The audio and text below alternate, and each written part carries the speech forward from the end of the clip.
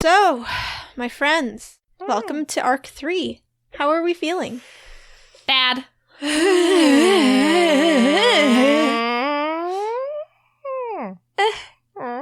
Okay, so that's about what I expected. Hi, I'm Kat. I'm your DM. Hi, I'm Noelle, and I play Fran, a Genasi wizard. Hello, I'm Caitlin, and I play Corbin, and you'll never know what he is. Hello, I'm Sophia. I play Leica, a tiefling paladin. Nice. Do you guys forget every time? So, with the beginning of Arc 3, I want to talk a little bit before we get started about the shape of the rest of this campaign, just because I think it'll be interesting for our listeners to kind of know what's going on. So, during the last bit of Arc 2, you may remember that map of Torva's war table that our friends Leica, Fran, and Corbin found inside Torva's jaw. Hey, that's us. Yeah. Hey. Oh. So, our friends Leica, Fran, and Corbin are able to look at this map and decide where they want to go. I have not given them much direction about what they will find in each place, but I have let them know that time is fluid in this campaign, so wherever they go, it's going to advance the events in the other locations, and the order that they do things in is going to affect what happens in each place. So, we're also going to be introducing random encounters in this arc, as you guys are starting to travel the world and explore it a little bit more. And the way I'm going to be doing random encounters, we'll get into a little bit more once we do one, which we will do soon here. But it is going to be a very abbreviated form of fighting. If there is any fighting, we're not going to go into the full battle because it takes a long time. Too long. Too long, and I don't think it is that interesting. So we'll get into a little more, but I just wanted to preface that. So, where have you guys decided to go? Danmar. Hell. Danmar? Danmar. Back at it again. We are going to go to Danmar because it is close to us. And we have a reason to go. Yes, there's a large portion of the refugees heading to Danmar, so we were escorting them there as well. Right, yeah. Yep. So, are you ready? Are you feeling rested? Are you feeling hydrated? Yes. Because we're going to start Arc 3, The Grey Manacle. Let's play D&D.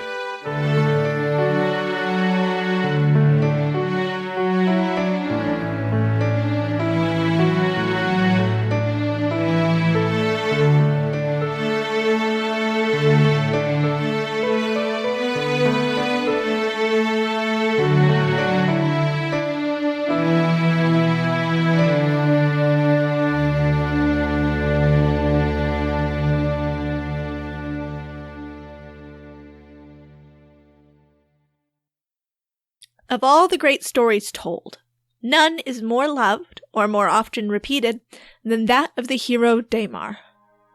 Long ago, the Desert of Bone was a lush pasture land, fed by the twin rivers Hema and Shi, which ran through the rolling fields of green grass.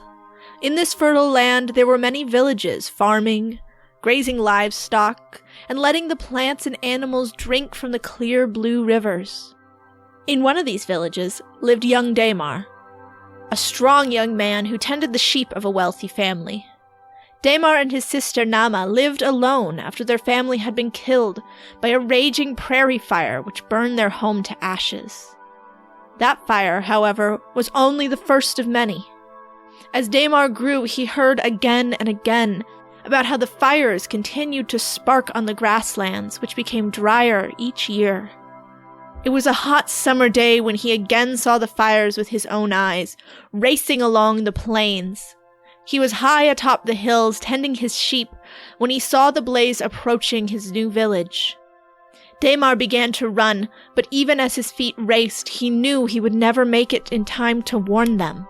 Still, he dashed down the hills, into the valley that grew hazy with smoke. And as he ran, he cried out in prayer, "O Rove, God of rain and running waters, let me run like your rivers, let me fall like your rain. Let me save my sister and my friends. Stay Besk's hand so that they may live." And Rove appeared before him, hovering in the air, water pouring from her pale hands. She wrapped him in her arms, drenching him in her sacred waters. Young Danmar, you have no fear in your heart. Promise to serve me, and I will grant you the power you seek and more. I swear, Danmar cried. I swear upon my name and yours. So Rove released him and was gone, but a whisper still clung to his ear. A promise and a mission. Danmar began to run again, and as he ran, he found the water in the grass and the ground and pulled it to him, creating a disc which he leapt upon. It carried him through the air and then turned into a dark cloud under his feet.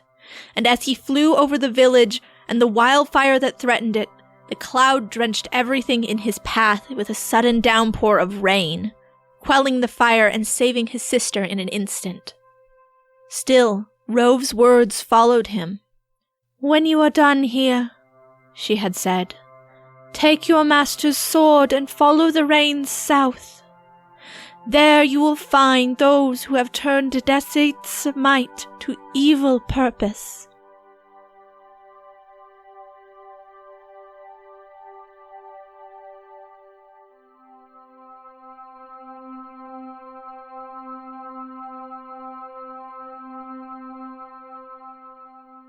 So, you guys have just emerged from the caves underneath Farah Mountain. You are battered, you are battle-worn, you're singed, and everyone's spirits are pretty broken. You emerge into a large field of wildflowers, and the road is not far off. As you guys emerge, the high priestess of the tieflings, who you guys saw briefly doing the ceremony for Solomon Paolo's brother, she approaches you. She is a tall, stately, older tiefling woman with horns that curl like ram's horns and silvery hair, which is braided in a long braid down her back. She comes up to you and she says, I cannot thank you enough for all those you helped save. I heard of your bravery on the battlefield. Please tell me, what god do you serve that you've come to us in our time of need? Ugh, what a question. We all just roll our eyes. Yeah. I think we changed the subject. Like it says, are you okay? We are... No. We've all lost our home. Many of us have lost friends and family fighting. But we will survive. Those of us who still survive. I'm sending out a retinue of my fastest flyers to the other temples to alert them of what's happened here. Another group is heading to Danmar ahead of us, while the few of us who will remain on the ground will be escorting the refugees south. Are there other places for tieflings to go? Yes, the temples at the top of the Nuea and Besk mountains. So Solomon and Paolo, they come forward as you guys are talking and say, we'll be taking some of the refugees back down to Deer Bay and Wolf Cliffs. Those who are headed that way anyway. You're welcome to join us. At least to resupply. I don't know about you, but we don't really have anything left besides the clothes on our backs, and I don't know that anyone else here does either. That's a relatable feeling. It sounds like a good plan. And that, for those of you who are not loyal Patreons, is a reason you should subscribe to our Patreon, as that is a sweet, sweet bonus episode, which we recorded recently. Witness us. Jesus! Behold. However, that is the power of time travel, so we will not get into that today. All right, so after they've sort of divided themselves off into which groups are going where, there's about 10 refugees who are headed to Danmar and 6 tieflings, including the high priestess, who she told you her name is Anasane. She is also going on foot with the refugees down to Danmar.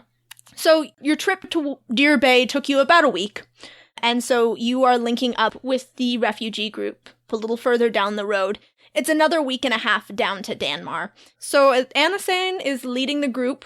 She's doing her best to keep morale up and spirits high, but it's a long trudge back to Danmar, and the weather, it just keeps getting hotter. You guys are in midsummer by now, trudging into a desert, and it's getting pretty miserable. A lot of these refugees are old.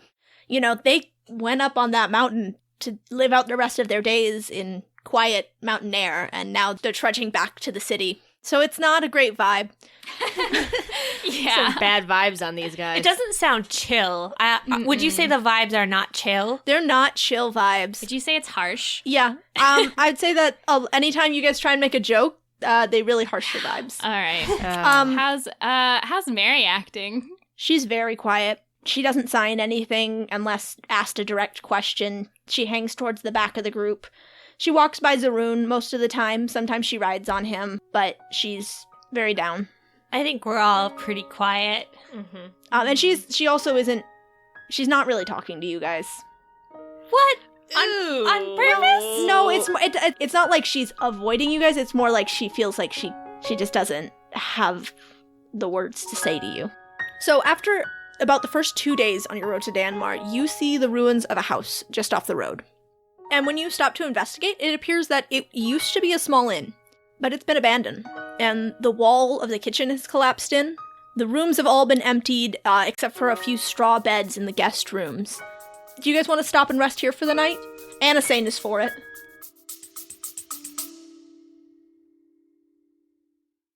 Are you suffering from high-quality podcasts? You see, quality podcasts stimulate parts of your brain, leading to an irksome condition called thinking. But suffer no more, my friend. Introducing Discount Storytime's blend of fictional nonsense and rancid gibberish to provide soothing relief. Try Discount Storytime today. Available on most podcast catchers and at discountstorytime.com. Consult your healthcare provider before listening to Discount Storytime. Not intended to treat unicyclitis, pickleball liver, or jittering expectations. Sure. Yeah. Is there like a water source nearby so we can like clean off and... Yeah, it's a really nice spot to rest, actually. It looks like it used to be a really nice little inn, but it's closed now, and it has been for quite some time. And so, like, you find Mary in one of the rooms offering a prayer. I think Leica would just like sit beside her. She finishes her prayer, and then she glances at you and then signs. We don't know what happened here, but I pray that their souls are at rest. Who do you pray to? I don't know anymore. Never knew a god would be praying. They always told me to pray. Pray to Talia, pray to the forces. I don't know what that was all supposed to be for. I think Leica's brought her like a cup of tea. Maybe it's like that crow tea. Yeah, I made some crow tea for the refugees. Yeah. She takes it and she sips it, and she makes a face and she sets it down next to her. This is like my goddamn crow tea. No one likes no one does. It's gross. You literally described it as tastes like shit. Well, it's good for you. So I think Leica would say, I'm sorry for how I reacted after the battle at the Temple of Eel. I know that you don't know who you are right now, and it's going to take you a while to figure that out. And I think it's been hard for us because we have to figure out our roles in relation to you, and we've been told who we were our whole lives based on your identity as Kai. But if you're not Kai, that's okay. And I just want you to know, we'll help you get wherever you want to go, and we'll help you accomplish whatever you want to do. She looks over at you, and her eyes are welling up with tears again, but her hands are sharp and fierce as she signs. I want to stop him. We will, and it'll probably take a lot of time and a lot more failures, but we'll get there. Gods can be killed. I have a list right here of the ones that I personally am going to kill. Look who's at the top. It's Torva. He's first, then the rest will follow. She smiles. Can Fran burst into the room? Yeah. Of course, yeah. Fran bursts into the room. Mary, why are you hanging out with Leica? The assholes of the group gotta stick together. Leica says, Fran, we're having a moment. Leica, get out of here. This is an exclusive club. Corbin walks in with a bunch of crow tea and says, "Does anybody want some more tea?" No! Hey. I'm just kidding. I'll have some more. Leica takes some, but she looks really disgusted while she's trying to force it down her throat. Yeah, Mary is also now that you're in the room, she takes up her mug again, and she's not she just keeps putting it to her lips, but if you look closely, none of the liquid is going away. Is she going yeah? She's smiling, and she gives Corbin a thumbs up. Corbin is incredibly encouraged by these actions, and he drinks his own cup in one gulp. Fran takes a cup and she pours it on her head and makes a hairstyle with it, and she's like, "This is how I drink." What color is the tea? Black. Whoa, you've got black hair now. Looks like tar. Mm-hmm. That's cool. Oh, it's really horrible. It's really horrible. It looks awesome. Corbin loves it. What style is it? I guess it's just a buzz cut because the tea is not that much. Yeah. Yeah. Well, do you add it to the rest of your water here? No, Oh, okay. only this. The rest just falls away. Yeah. Nice. I love it. Fran says, "Does anyone need a bath?" And she quickly pulls the Kai's journal out of her bag and opens it up. Oh, and drenches everybody in the room. So we're all in a water bubble now. Yep. It's just continuously expanding the longer you have the book open. We're all caught in it. Yeah. Corbin begins to drown. Yeah. Leica begins to drown. Goddess also begins to drown. Fran laughs and shows peace signs, and then she closes the book. As soon as you close the book, Fran, all of the water just drops to the floor. Why? I think we should figure out how to open this book. It's so fun. Why don't you do it where we aren't by you, drowning? Fran, why are you trying to kill us all the time? Drowning is... Fran, we need air. I'm just kidding. I open the book again. What happens when I shape the water, away from the book? You are able to. It continues to pour, but you are able to control the shape of the bubble that it pours into. Okay, I'm going to control the shape of the bubble such that it's not drowning my friends. Good call, good call. I'm still in it, though. So once you are alone inside the bubble, Fran, you hear an indistinct whispering in your ear. You can't quite make out the words. It sounds like they're coming to you from the other side of a great body of water. But you can just hear this indistinct but very familiar voice. What would I roll to try to recognize whose voice it is? Intelligence. 15. 15. This is the same voice that you heard when the goddess sent ascending. Oh, so it is probably Kai's voice. So I can hear it because I'm in the water with the book? Yes. If I get closer to the book, if I try to put my ear against it, can I hear any clearer? Yes, you can actually. The voice is still very distant and it's very faint. But what it is saying is, "I'm sorry. It has to be like this. You'll do all right. I'm sorry. It has to be like this. You'll do all right." And it just keeps repeating that. Is there anything written on the pages of the book? The page that it is open to, the ink is very smeared. You can't make out anything legible. Yeah, if I turn the page, what happens? When you turn the page, Fran, you feel everything go quiet. And it's not just the sound, it's the feeling. Everything in your body is quiet. Everything around you is quiet. There's no sound. And the light shifts. And it's all very pale. You look over to see Leica, and she's frozen mid whatever she was saying. And Corbin's there, but he's quiet for once.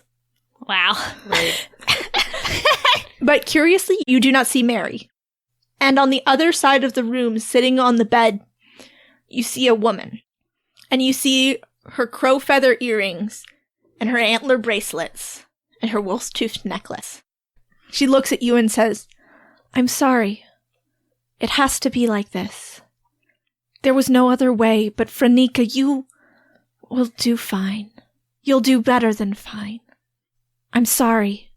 It has to be like this. And this is Kai talking to me. What else? She just keeps repeating the same phrase. And she's not in the water and I'm in the water? Yeah. Well, it seems actually more like the water is gone, but also everywhere. And it seems like you're in another space entirely. I'm sorry. What do you mean? It has to be like this. Like what? I'm sorry. Okay, so I'm gonna go over and like touch her. Mm-hmm. Well, where do you touch her? On her hand. She grabs your hand and she looks directly at you. Right there, Frank. Okay. I'm sorry. It has to be like this. But you'll do fine. You'll do better than fine. Read what I did. It will help you. I put all my magics, everything I could record, into the bindings of this book. Read and understand. For me? I'm sorry. It had to be like this. I take my hand away. In that case, I'm going to go back over to the book and try to read it. Please make an Arcana check. Ooh, okay. That's going to be 13. Okay. You get the first page. Sir Nunes suggested I start writing. He says it will help. He's gotten so old now. There's gray in his face. I know he'll die soon. I feel terrible. I had thought that since my spirit was now unending, theirs would be too. However, it seems that the magic which transferred their power to me tied their mortality to my mortal form. Or perhaps I stole their immortality away, along with their power. There's so much I still don't know. Moonin says I should speak with Wavell, but I will not. He is as much to blame as any of them. Besides, what would he know? What we've done here on Estra is so unique. I'm sure he wouldn't have any more insight than Sir Nunes or Moonin. I'll continue to study this on my own. Some on the island have come forward to help, those who used to be scholars on the world below. Sir Nunes is teaching them magic, the same that he taught me. I only hope that he will be able to pass along his knowledge before it's too late. I miss Fenrir. Father. My lord. What am I to call him now that he's gone? When I was a child, he was Lord Protector of the Woods. When I lived in those woods, he was father. After we escaped, he was simply my friend. He will always be my friend. They say that the pain will dull, but he died protecting me from that vicious creature. It was because of him that I am able to bear my child. Myself? My body. I must bear this alone.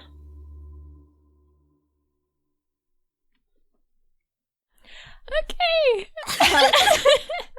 As soon as you finish reading this, the book snaps shut and you are thrown back into reality. The water that was encircling you and the book falls to the floor. And you feel something. It's hard to place, but it's power. It's raw power that you know you can shape however you need to.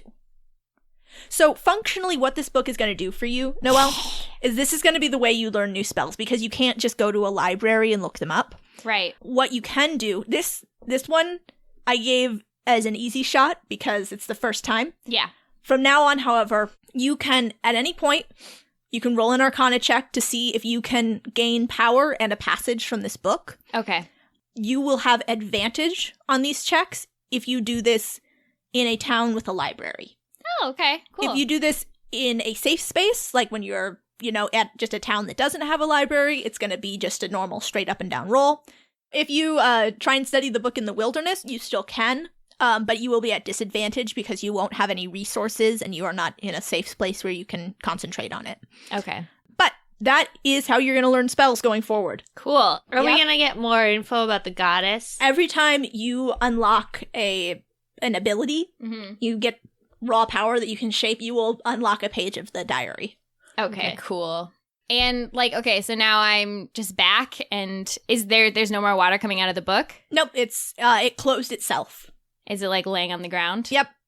Crazy. Okay, so I go pick up the book. Mary signs to you. What happened? You went very still and very cold. Are you okay? Do I need to heal you? I went on a spirit journey. Or something. I think I went inside the book. Spirit journeys are my thing, Fran. Not anymore. Corbin's upset. He turns around. What'd you learn? So I am going to tell them basically what happened. Okay. And I'll say to Mary, I thought maybe the person she was talking to was you at first, but I guess she left this for me. So Mary basically makes a lot of nonsense motions with her hands. Okay. It's in the equivalent of her trying to come up with something to say. And finally she just looks away. I didn't think it was meant for me, she signs. I couldn't get past the water. Well, I didn't think it was meant for me either, but I guess the water should have been a clue. How could she have known? I mean, she would have died before you were ever a guardian. She must have known something, Mary signs.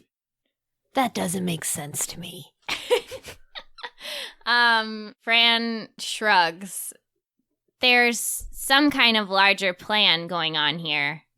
And I thought it was Torva's, since Cecilia mentioned the thing about us being good choices. Because we were stupid. But I guess Kai must have known too. It doesn't make sense to me either. She must be trying to tell us something, Mary says. She must have a plan for us. For you three. Or at least you, Fran. It's okay, Mary. You, me, and Leica can be the three odd wheels. What's the turn of phrase? Broken wheels. Yes. We're the three broken wheels. We're the three broken wheels. Well, Mary, I think we're a bicycle and they're just two wheels on the ground. Because she said it has to be this way. And that means that she knew she wasn't going to be there. And that means that she must have known you or someone like you would. If we're a bicycle, I'm definitely the handlebars. You're not on the bicycle. I am the bicycle. I'm the turbo thruster. That makes us go faster. That's really useful. Yeah, thank you, Leica. I'm a useful part of this team. We all are. Yes. The broken wheel team. Team Broken Wheels. The wheels are normal and there's two of them and the rest of it is just the... Fran, you're not part of this team. Fran just leaves the room. She takes the book with her. Mary's riding the bicycle. Yeah. Mary just signs, I think it's the metaphor that's broken. And the rest of your trip, you come across about a dozen of these ruins. Some are more recent than others. One town you pass through must have been destroyed 100 years ago or more. It's nothing but crumbling walls and foundations. One house, you get there an hour, maybe, just too late to stop what happened there. There's a fire dying, and there are no survivors. Could we perform funeral rites for any remains we find? Yeah. So actually, at this place, Mary stops everywhere she finds someone, and she prays for them. And the tieflings do too, as they, especially once they see that Mary is stopping, they begin performing funeral rites for anyone they can find. Are we getting the sense that they were killed by people or by magic? Yeah. Or is this because of the gods? You get the sense that it's people. Or monsters perhaps, but something physical has happened here, and it's happened at a lot of places. Is there any way for me to roll an investigation check on one of the dead bodies to see if I can figure out? Sure. I can do some CSI crime science investigation on it. Sure, at the one... You have to say something. Yeah, I have to say a pun. These bodies look fresh to death. Yeah! Very good. That's not thematically appropriate. We absolutely did it. I don't know. I don't know that we did. Well, that's a 5. Leica's gonna roll to investigate using some CSI science shit as well. So, Fran. We all. I got a 12. Oh, well, I didn't do good. Okay.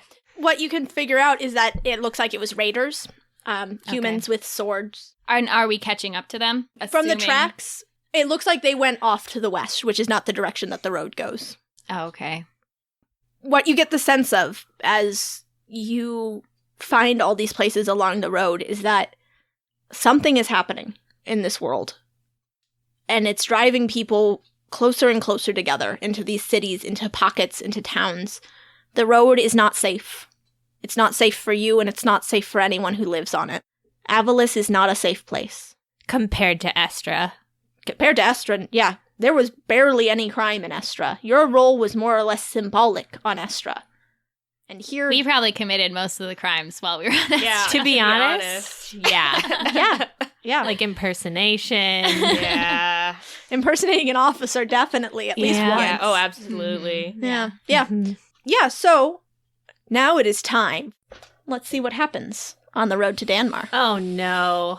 Welcome to Random Encounters. Ba-ba-da-da-da. Are some of them good? Like you stumble upon a giant cake? Yeah. Full of more little Or like cakes? you fall into a vat of golden coins. It's That could be dangerous. that is dangerous. No, so I've created a table. It's going to be a roll 20. There are some good things on this table. There are some bad things. There are some neutral things. There are some things that are just for fun. And what we're going to do is just go very quickly through these. Anything that requires fighting, we will just do a roll of d20 plus whatever you use to attack. So for Corbin, that would be wisdom, right? Yeah. Sophia, since you use charisma for your magic and strength for your fighting, I'm going to let you choose between them, which one you feel. But, like, think about which one is going to be more applicable to the situation. And then, so for Fran, that would be your intelligence. Sound good? Yup. Sounds good. Thanks, boss. You're welcome, kid. All right. So, on the road down to Danmar, you come across a cave that's not far off of the road. What do you want to do? What's it look like? It looks like a cave. Is It's there a dragon snout coming out of it? No, it's pretty empty. There's a few trees next to it, a few rocks. Is there a trail of gold coins leading into it? No. With a dragon tail poking out? Are there any footprints coming in or out of it? No. I mean, I kind of want to go in the cave. Yeah. All right. It's really tempting. Yeah, Yeah. it's a cave. Let's, Yeah. let's go in. All right. In this cave, you find 3 wooden crates. Okay. That's great. From what you see around it, it looks like there were maybe some sacks and some other containers. Maybe this used to be a cache of some sort of supplies for maybe one of these nearby towns that has been destroyed, but most of it has rotted away, and all that is left now is 3 wooden crates. Well, I pry one of the crates open. All right. Leica backs away. I just want to make that clear. So which one do you want to open? The one in the middle, the one in the Are they all left, like, on the right? Are they all like identical in size and shape? Yeah. I'll go for whichever one's closest to me. All right, so that'd be the one on the farthest left, we'll say. Okay. You pry that crate open, and a horrible smell hits your nose. Please roll a Constitution check. I teared that thing open like a Christmas present. 16. All right, you see stars from how bad this smell is, but you are able to stay on your feet. It Cool. looks like there used to be provisions in here, but they have rotted to the point where they are a noxious gas. Awesome. That leaves 2 crates that have not been opened. I will investigate the middle crate cautiously. 18. All right. I mean, after watching Corbin, you look at it, you see on the outsides this black mold that's growing on it, and you can surmise from that it's also probably full of rotten provisions. I turn to Corbin and I say, Corbin, I think there's something in here. You should open this I tear one. it open. Roll another Constitution check. Ooh. 9. This one is worse than the last one. maybe what was in here was meat or something. You feel very lightheaded, and you stumble backwards, and you pass out. Thanks, Leica. Fran falls on the ground cackling. Can I actually use lay on hands to try and wake him up? Oh, you can just slap them. All right, I wake him up. Yeah, you wake him up. It's not that hard. And I say I'm sorry. Fran crawls over to Corbin and she's like, would you say that the loot was second grade? I push Fran's face away and I tweak her nose. Oh, it's cute. It's hard. It hurts. It doesn't feel good. I almost break it. The fuck? That's not a nose tweak. That's like a nose attack. I don't break it. But it's rough. Anyway, you've got one crate left. I open it. Corbin does not learn his lesson. Please make another Constitution save. Okay. Oh, natural 20. What's up? All right, this time you're prepared for it. You knew, and you summoned the memory of your chi. And you look inside this crate. You are hit by a horrible smell, but you also find a small pouch with 300 silver in it. Worth it. That's mine. Wait, you're not going to share? Nope. Let's split the profit. If you hadn't tricked me and you hadn't laughed at me, I would be sharing it right now. When we get back, I give half to the goddess.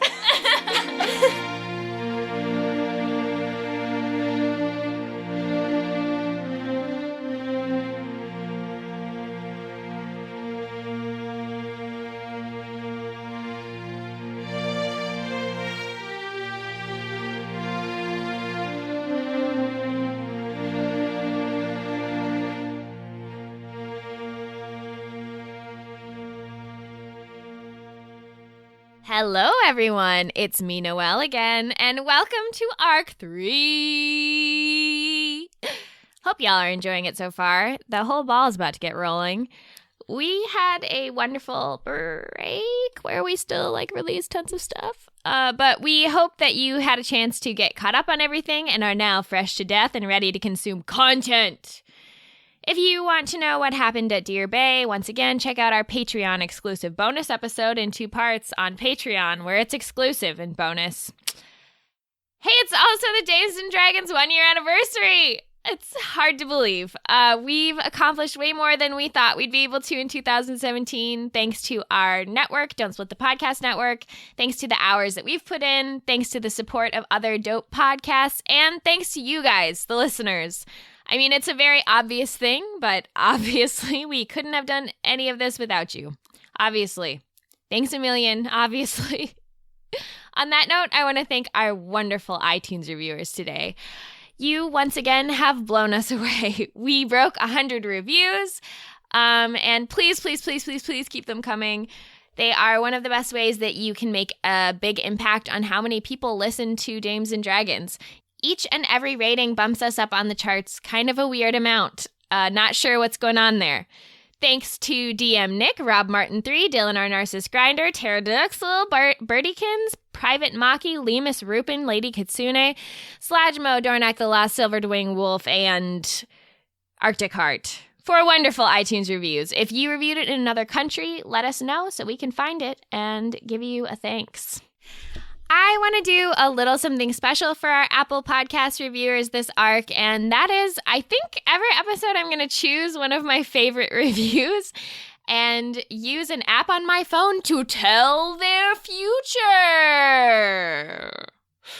This week's chosen reviewer is Lemus Rupin, because they said that Cat's storytelling feels like coming back to a favorite forgotten video game or book, and that us players bring life, humor, and love to our characters, which is so kind. Thank you, Lemus Rupin. Disclaimer, I do not know your future. All words I'm about to say are blind guesses. With that being said, here's what your future definitely is.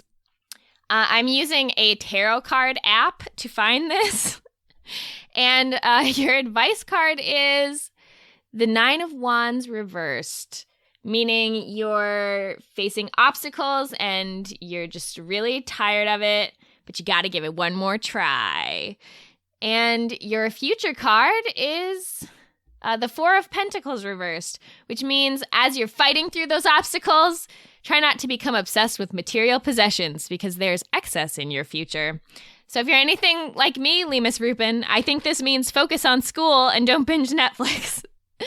Also, you're clearly a nice, good person, so you're going to have a nice, good future too. Like, that's just a free fortune telling from me, Noelle. Thanks also to our incredible new patrons on Patreon: Willem, Rory, Joe, Neil, Jonathan, Rob, Nick, Anthony, Playwrights Haven, Osby and Taryn, Shiny Kari, Thompson, Ligby, Will, Alexis, Melanie, Lena, the Captain, Jurassica, Casey, and William. I can't even speak about how thankful we are to you guys, so I won't. Thanks. That's it. And while I take a short break to sob in gratitude, let's hear a word from another hot DSPN podcast. I'm James Introcasso, and I love tabletop role-playing games. I've got a new podcast called Tabletop Babble that talks RPG advice, interviews, reviews, and news with some of the top names in the industry. The conversation is casual, just like it would be if we were hanging out at a convention or local friendly game store. Get a new episode each week at don'tsplitthepodcastnetwork.com or wherever podcasts are available for free. We've been on Tabletop Babble, reminder, so check it out. James is awesome. And thanks to our sponsor this week, Hero Lab. Honestly, Hero Lab is a godsend. Hero Lab is a program and app from Lone Wolf Development that makes character creation a breeze, automatically tracks your modifiers through levels, items, and spells, acts as a digital character sheet, and levels your character up for you. The validation engine ensures that your character isn't breaking any rules. You can easily add self-created content and items to your game, and the authoring kit even allows you to create your own gaming system. Hero Lab supports Pathfinder, Shadowrun, 5th edition Dungeons & Dragons, Call of Cthulhu, and many more tabletop RPGs. What dark witchcraft did Lone Wolf Development use to cause Hero Lab to perform these miracles? Find out and learn more at getherolab.com. Make sure you check it out. And lastly, a wonderful message to the wonderful Chantel. Chantel, you're a dream among nightmares, a king among plebs, a god among mortals. Chantel, let's eat sushi together. Chantel, let's eat unagi until we briefly become 2 live unagi, and then soon die from the open air. Chantel, the code word is bombarded cast. Chantel, the mission is a go.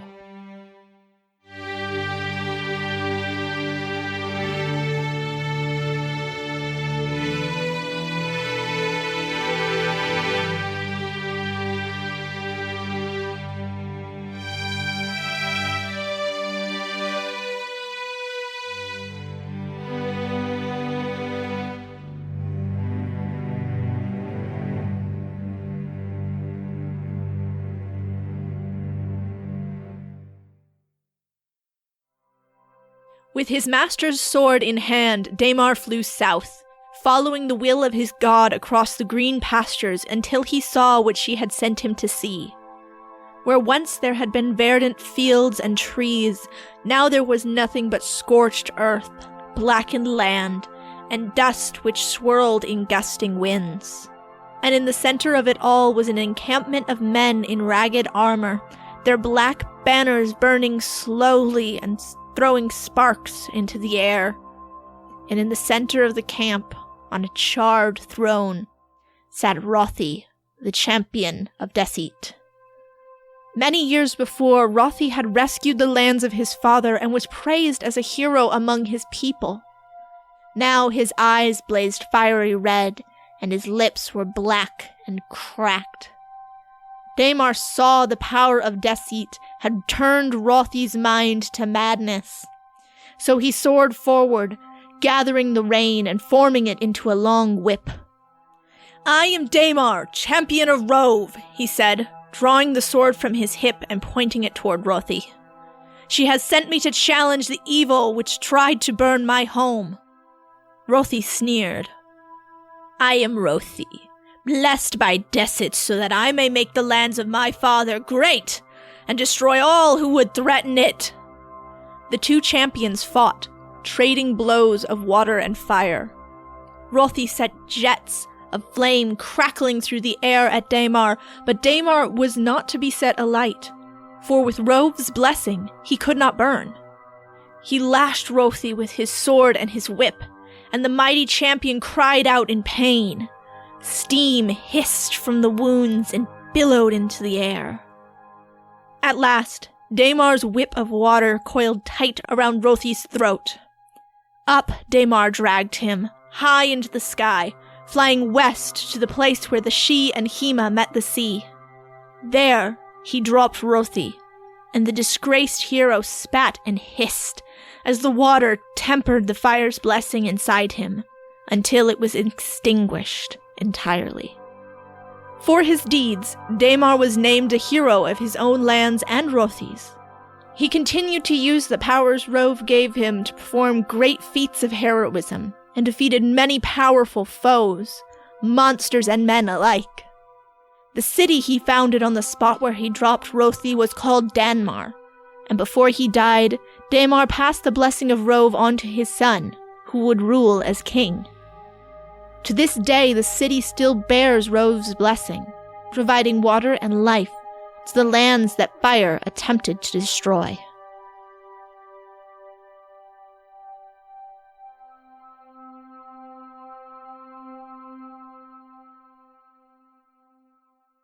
Okay, so after a week and a half of rough, hot, sandy, bad travel, you are looking ahead at the high red walls of the city of Danmar. Welcome back. It's been a while. How are you feeling? Bad. Not good. So as you approach the walls, you see the line to get into the city is much, much longer now. It spools out probably a good half a mile away from the gate.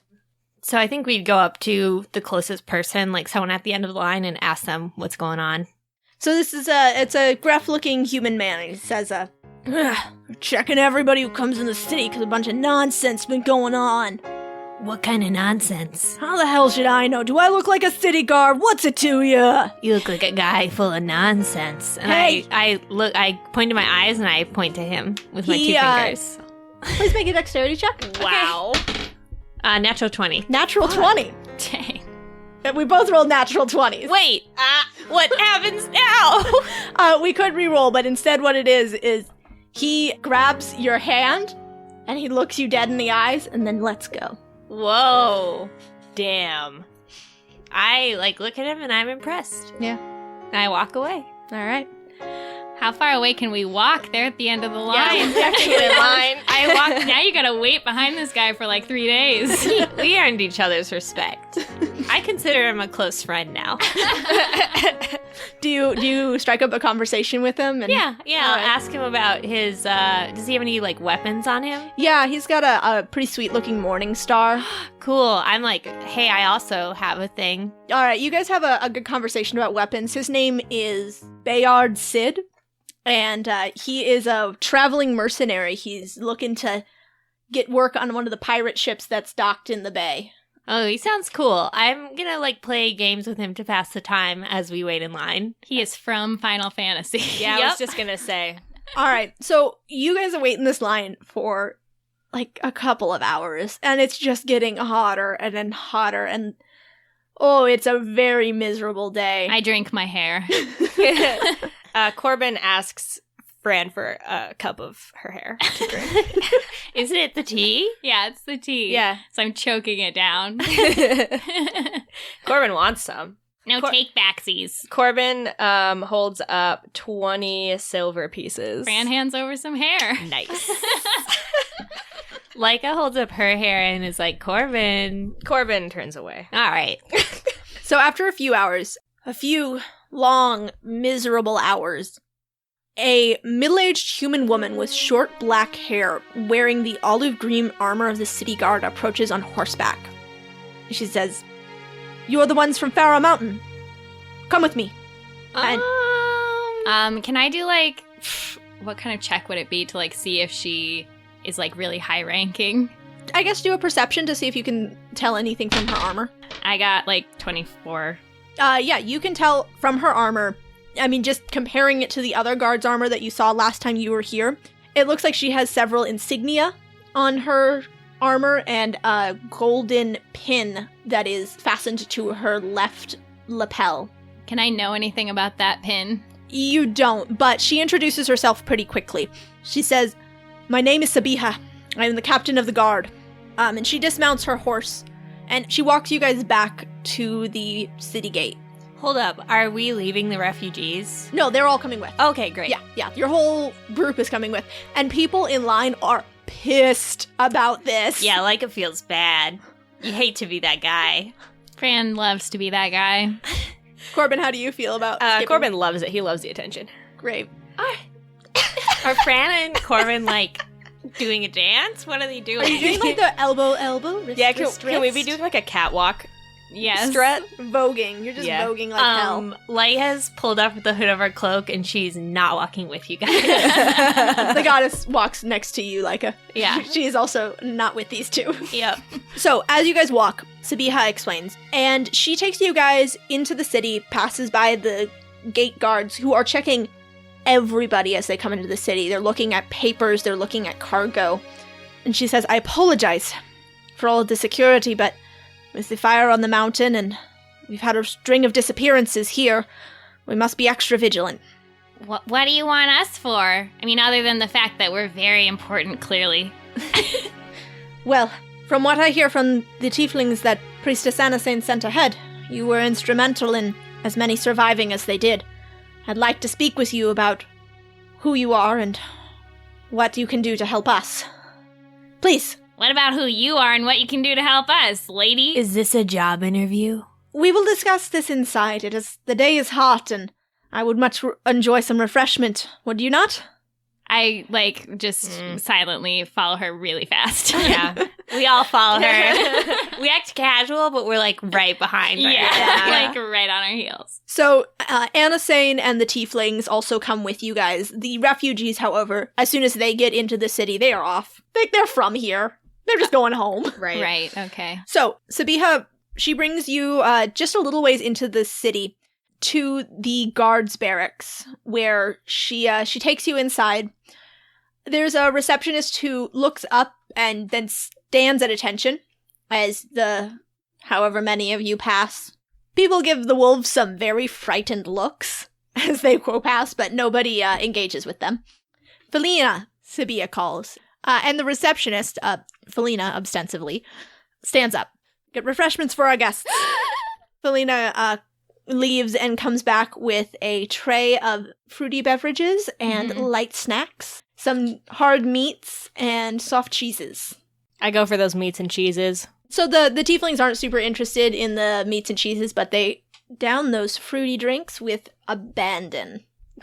And Anasane, she gives a bow to Sabiha and to you three. She said, "We will be departing now, and joining our brethren in the other temples.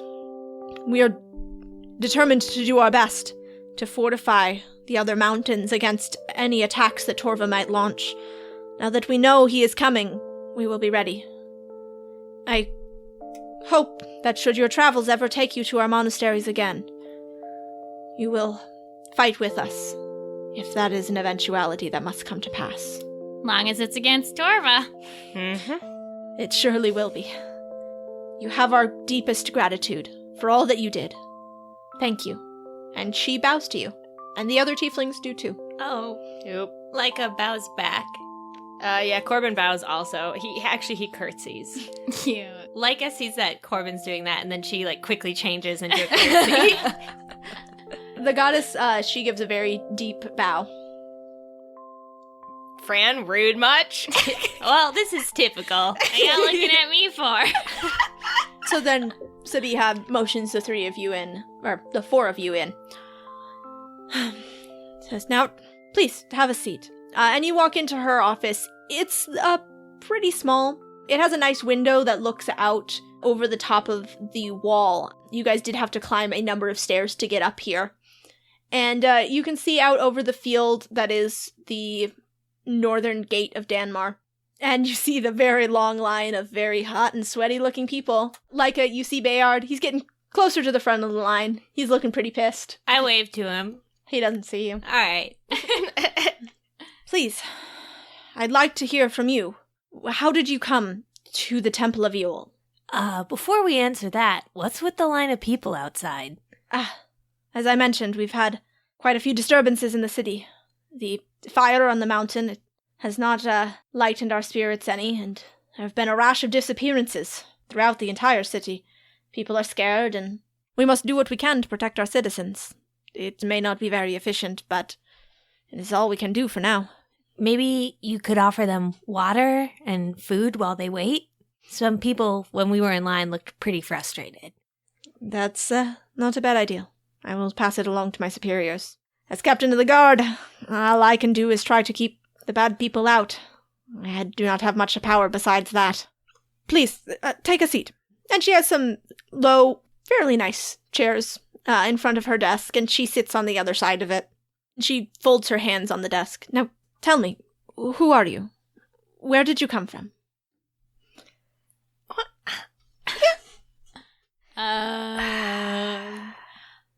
We don't know. Yeah. So after your guys' long silence, Nagatis pipes up. She says, we are servants of Talia, wandering this world, attempting to do good where we can. And she looks at the three of you for confirmation. Leica is pointing to the list just so Mary can see that says gods to kill. And then points to the list of the forces right below it. And it's just she's not going to say it, but. And she gives you a look what else was I supposed to say? Fran just nods. You serve Talia. Sabia seems a bit taken aback by this. I've never met one who directly serves the forces. It is a great honor. And she bows her head to you, and Magatis sort of awkwardly nods back at her. Please, tell me, what are your names? Corbin has brought in a bunch of meat and cheese, and his mouth is just absolutely stuffed to the brim. So he tries to speak and fails miserably. Please demonstrate. Oh! Fran says, yeah, that's her, and I'm Fran. And I'm Leica, that's her. And Mary signs, and I'm Mary. She just shrugs. Well, it is good to meet you. So what's the job? As I said, we've had many disappearances, most of them from our nobility. Since our own guards have come up with nothing, I am turning to you. Perhaps those with powers beyond mortals can help more. So we'll probably need to have really fancy clothes. I was just gonna say. We'll take this job if you supply us with the fanciest court attire you have. Of course. Unfortunately, you will need to meet with the king before we do anything else. Unfortunately. Yes, he is away at the moment. He's going to want to see us in fresh court attire, I believe. Of course. Do not worry, we will take care of you. However, he will not be back for the next 3 days. So, in the meantime, please, enjoy our city. Look around and see what you can see. I have arranged rooms for you at a modest inn nearby. I apologize, the accommodations may not be as fine as you, perhaps are expecting, but the fine inns in the city have sensitive ears in them. And I would prefer if your presence was not known until it is necessary for it to be known. We'll lay low. We're very good at stealth missions. Mary looks at you, Fran, as you say this, but does not sign anything. Fran makes direct eye contact with Mary and stares into her eyes menacingly. Corbin swallows all of his meat and cheese in one giant gulp and looks at Mary and repeats, "We're very good at stealth missions." We're very good at stealth missions. Leica also looks at Mary, but her eyes are pleading, please. Stealth missions. Say we're good. Mary nods. Yeah. Nice. Yeah. Hey, we have some things before we go. 1, where's the king? 2, are there gods here? 3, why are people disappearing? 4, why are the fancy places have ears? 6, 5. Corbin can't count. Scanning now. I never learned how to read. 5, other questions. Do you happen to have any information about Torva? Do you know if he's involved here in any way? I do not know if he's involved with the disappearances.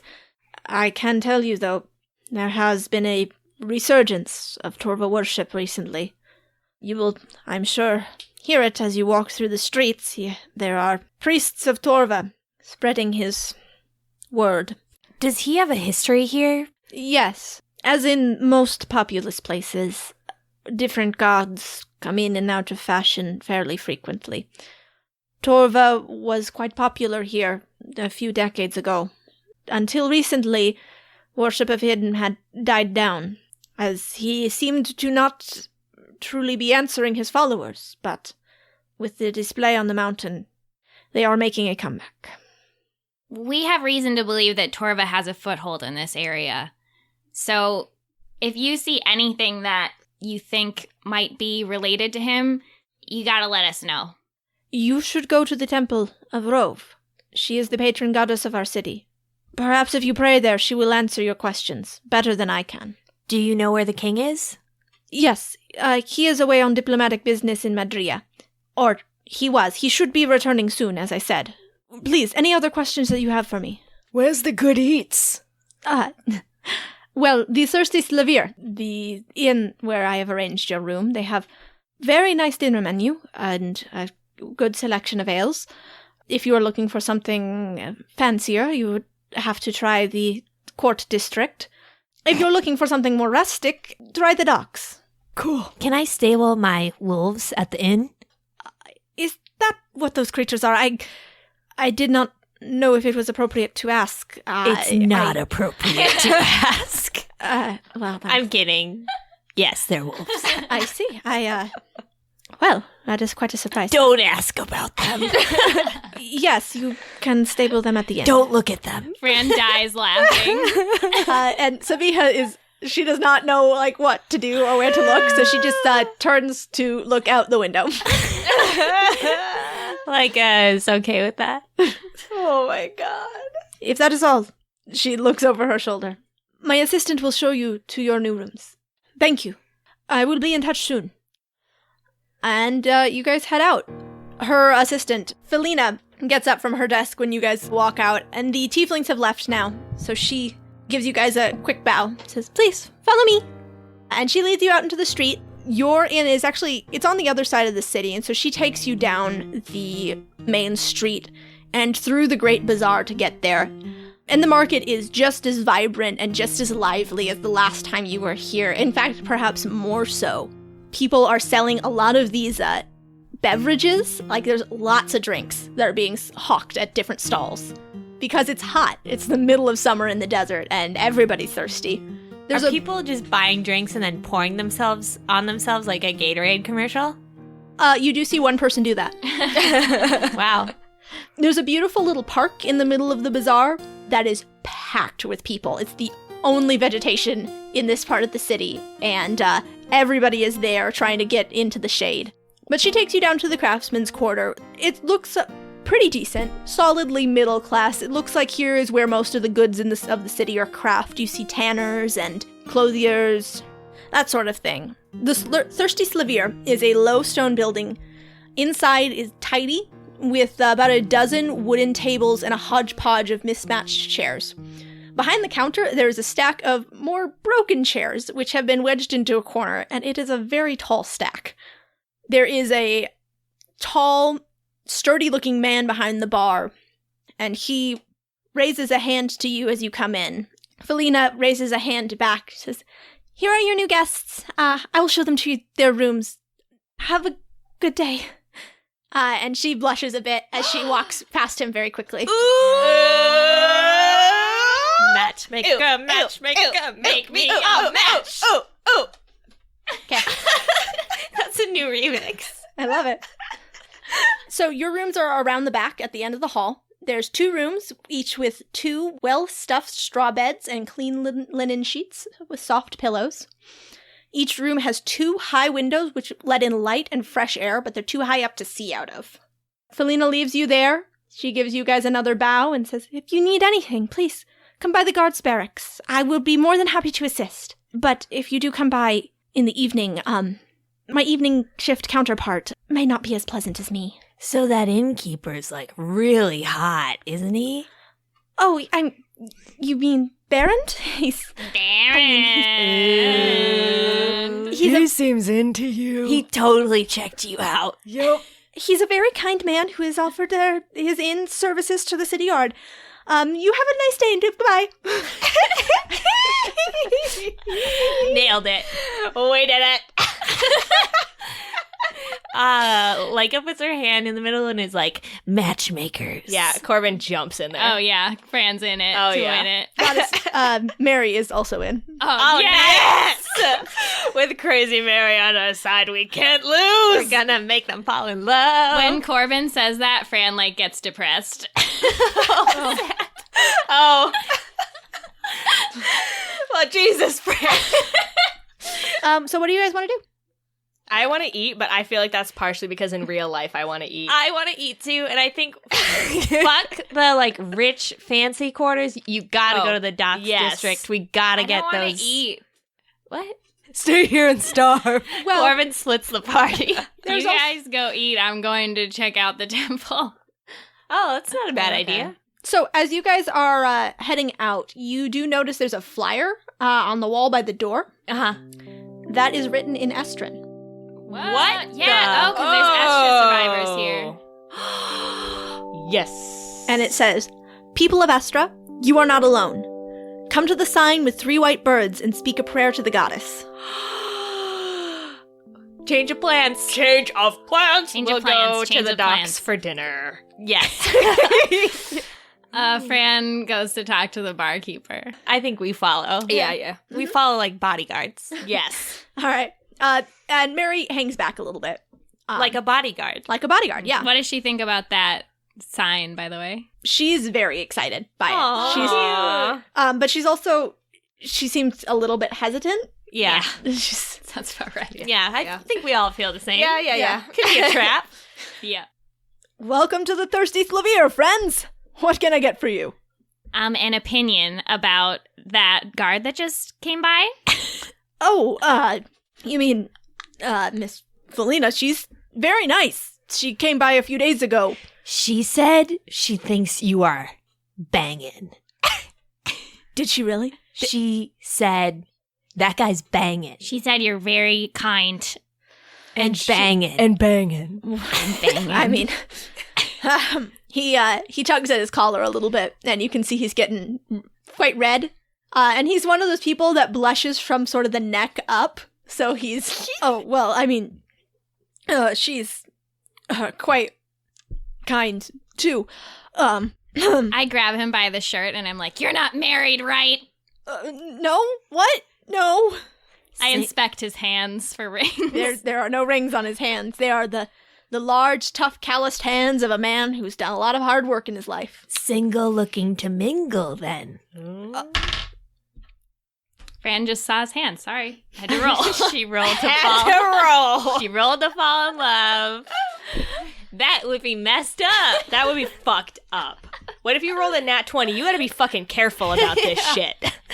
He's taken. Well, I failed it, so relax. What? What? Can I get you anything? I have. That's all we really needed. We're gonna leave. Just so you know, I heard she likes dancing. I walk away. Yeah, we all go. Weren't you guys gonna ask him about stuff? Well, No. what do we need to ask him about? Are we gonna go see? Oh wait, should we ask him about where that place is that the Esther people Oh, are in the meeting? flyer. We should ask him if he saw anyone put it up. Yeah, So we yeah. immediately turn back around. And we reintroduce ourselves like we're totally new people. Yeah. I'm Fran. Nice to meet you, sir.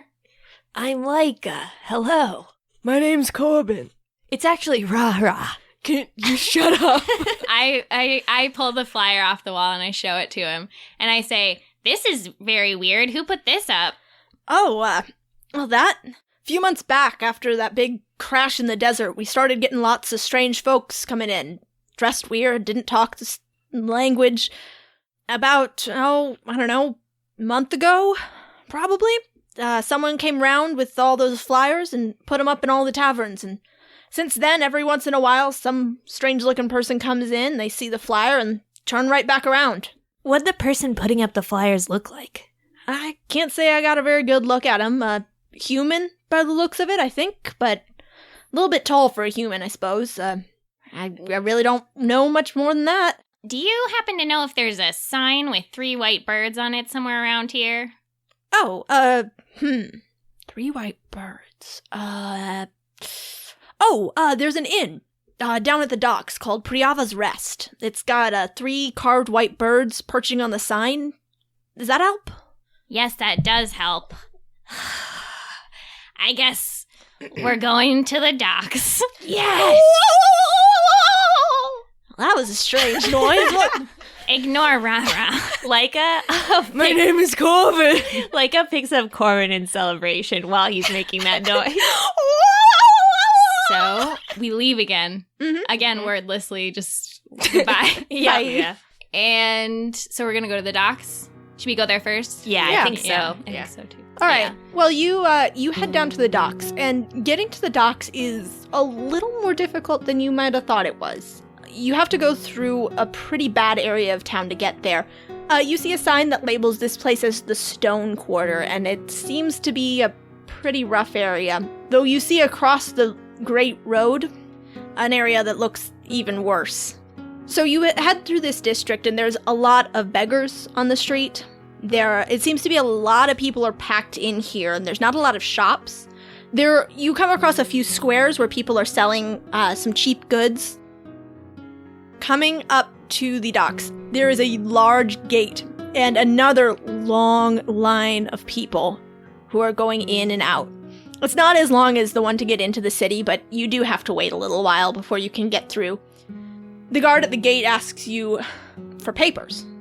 Your business down at the dock, please. Do we have papers? They did not give you any. We're looking for some good dirty eats. Oh, well, you'll probably want to head down to, maybe the Con Man. They've got some good skewers right now. I'll just need to see your papers before you head on through. Have I seen what other people's papers look like? Yeah.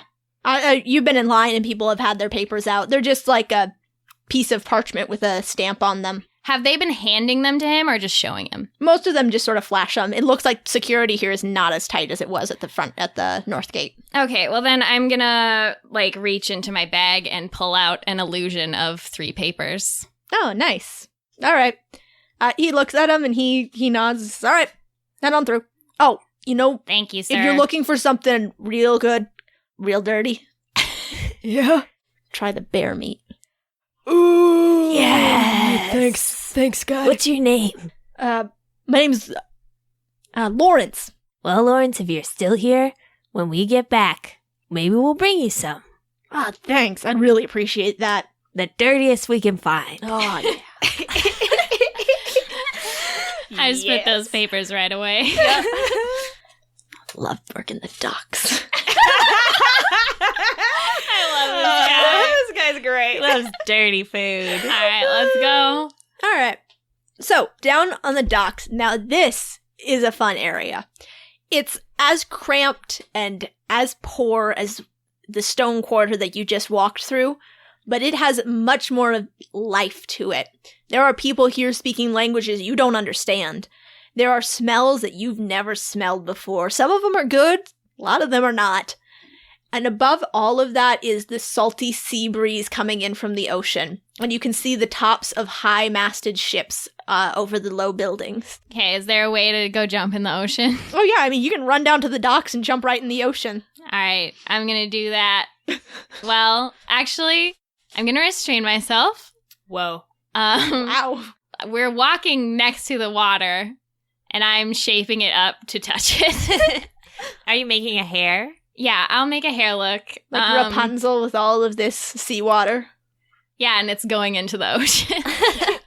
People are gawking at you, which is something you have not really experienced since you've been here.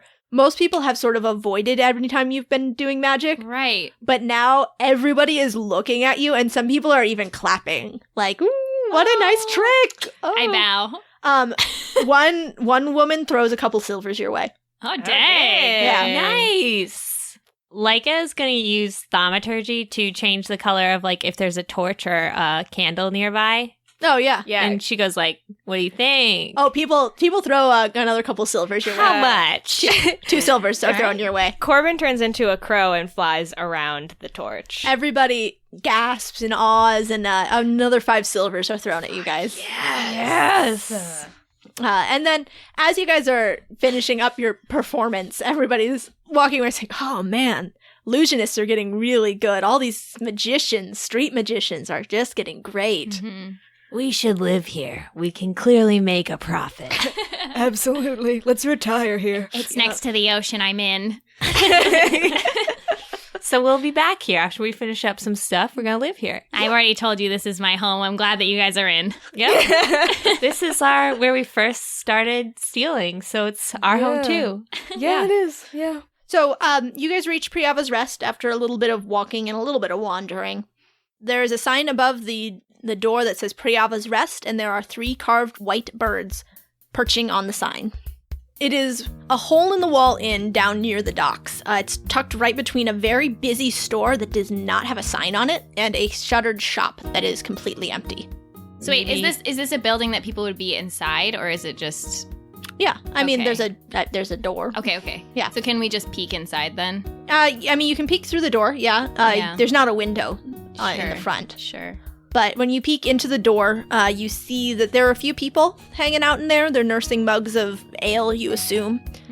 And there is a very sleepy-looking young woman who's standing behind the counter. Do they look like they're from Estra? They don't look particularly Estrin, but they don't look Danmar either. Can we just roll a general perception check? Like, I mean, you can't really see much more through the crack of the door. Okay. I think we should maybe have one person go in. okay. Okay, who wants to go in? Corbin looks the most normal. That's true. I Yeah, like Corbin looks looks weird. normal. That's right. definitely true. Yeah. All right. So, Corbin, you head on inside, and as soon as you walk in, everyone goes quiet, and they all look at you. There is, in the corner you can see now, there is a crudely carved statue of a woman with her palms facing upward. It's kind of hard to tell because, again, it's not a very good statue, but it looks like she's wearing crow earrings, antler bracelets, and a wolf tooth necklace. Okay. Corbin. I'm gonna play it cool. Hmm. I'm gonna go up to the counter. With What language are you going to speak? I'm gonna speak not Estrin at first, Mm-hmm. and I'm gonna ask. You said is there like a menu board?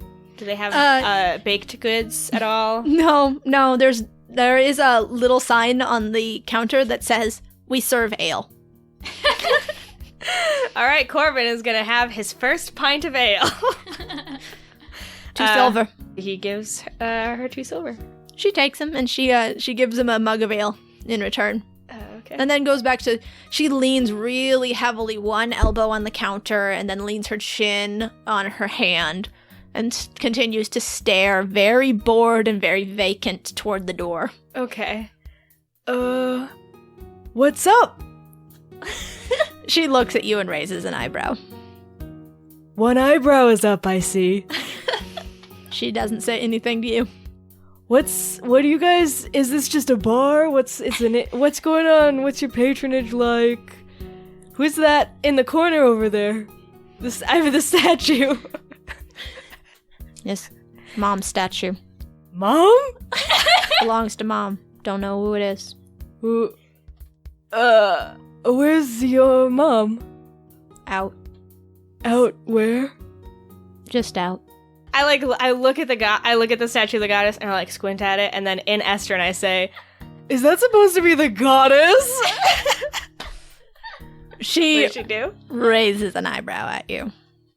I say, continuing to speak in Estrin, who carved that hideous statue? It's disgusting. The girl looks over your shoulder towards the 2 men who have now both gotten up from their seats. One of them walks over to the door and locks it. I turn around and I look directly at him and I say, what's up, buddy? Did they hear the door lock, by the way? So Laika's closest to the door. Roll perception, Laika. Okay. Well, that's a 2. You did not notice anything. Seems like a normal time. Corbin hasn't been in there that long, so nothing can have gone wrong this quickly. I turn to Fran and I'm like, hey, you want to play a game with some rocks?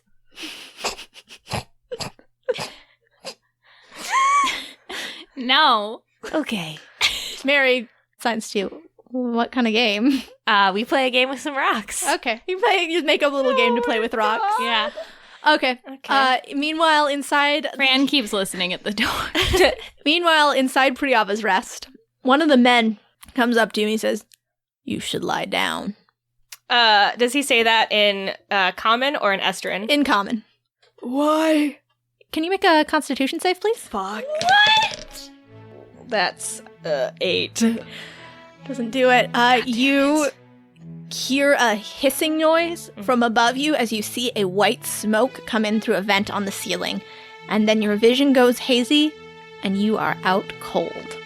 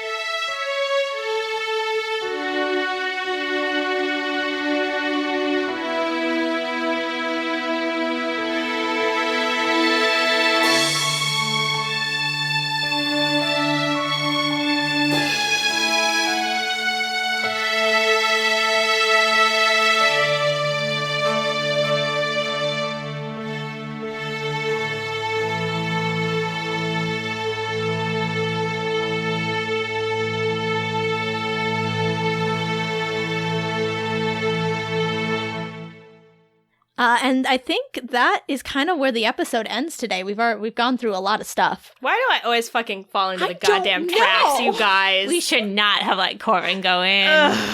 We should have all gone in. I'm the goddamn damsel in distress every time. It does make sense. It's true. It's that boob window. That's true. It's that boob window. Yep.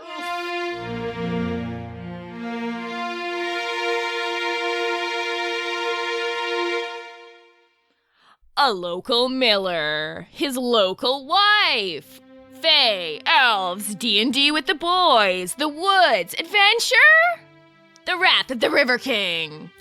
Cobalt Press has just released a new 5th edition Dungeons & Dragons adventure that provides all these things and more. Wrath of the River King puts players in the middle of the world of the fae.